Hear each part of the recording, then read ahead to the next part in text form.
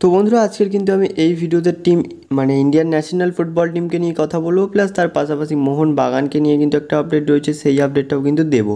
তো অবশ্যই ভিডিওটা স্কিপ না করে সম্পূর্ণ দেখতে থাকো, কারণ এই ভিডিওতে খুব ইম্পর্টেন্ট আপডেট তোমরা পেতে চলেছো। তো চ্যানেলটা সাবস্ক্রাইব করে দিও যদি না সাবস্ক্রাইব করে থাকো, অ্যান্ড যারা সাবস্ক্রাইব করে রেখেছো তাদেরকে অসংখ্য ধন্যবাদ। এবং ভিডিওটা হেল্পফুল লাগলে একটা করে লাইক করে দিয়ে আমাদের পাশে থাকো। তো চলো বন্ধুরা ভিডিওটা শুরু করা যাক। তো বন্ধুরা প্রথমে কিন্তু মোহন বাগানের আপডেটটা দিয়ে দিই। তো মোহন বাগানের কিন্তু পঞ্চম বিদেশি কিন্তু সই হয়ে গেল, এবং অবশ্যই কিন্তু আমরা ষষ্ঠ বিদেশির অ্যানাউন্সমেন্টটাও পেয়ে যাব, যেটা কিন্তু জিমি ম্যাকলারেনের। সেটা আই থিঙ্ক কিন্তু বন্ধুরা 29শে জুলাই হতে চলেছে।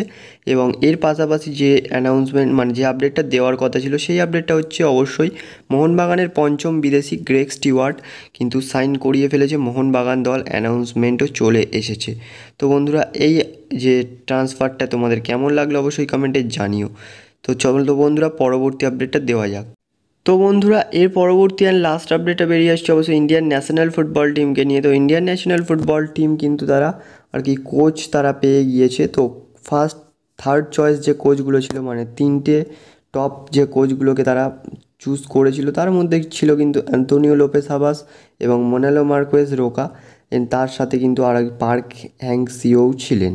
তো অবশ্যই এই জায়গা থেকে দাঁড়িয়ে কিন্তু তারা মোনালো মার্কোয়েজ রোকার দিকেই গেলেন, কারণ এক্ষেত্রে পার্ক হ্যাং সিওর স্যালারিটা অনেকটাই বেশি, এবং যেহেতু ইগো স্টিমাজের কম্পেনসেশন ফ্রি পে করা হয়নি, মানে পে করেছে 60% মতো, অ্যান্ড বাকিটা কিন্তু পে করেনি, সেক্ষেত্রে সেটাকেও পে করতে হবে, প্লাস তার পাশাপাশি কিন্তু আর কি স্যালারি দিতে হবে হচ্ছে মোনালো মার্কোয়েজ রোকার। সেক্ষেত্রে দাঁড়িয়ে কিন্তু পার্ক হ্যাং সিওর দিকে যায়নি ফেডারেশন, অবশ্যই কিন্তু তারা মোনালো মার্কোয়েজ রোকার দিকে গিয়েছেন, এবং মোনালো মার্কোয়েজ রোকাকে কিন্তু 3 বছরের চুক্তিতে সই করিয়ে নিয়েছে আর কি এআইএফএফ, এবং তার যে স্যালারি যেটা রয়েছে সেটা কিন্তু $25,000 হতে চলেছে পার সিজনের জন্য।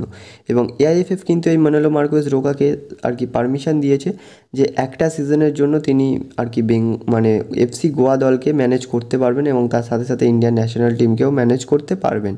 তো মোনালো মার্কোয়েজ রোকা এক্ষেত্রে কিন্তু 2025 অবধি কন্ট্রাক্ট রয়েছে তার এফসি গোয়ার সঙ্গে, সেই কারণেই কিন্তু এই সিদ্ধান্তটা নিয়েছে এআইএফএফ। তো বন্ধুরা ভিডিওটা এখানেই শেষ করছি, দেখা হচ্ছে পরবর্তী ভিডিওতে। Thanks for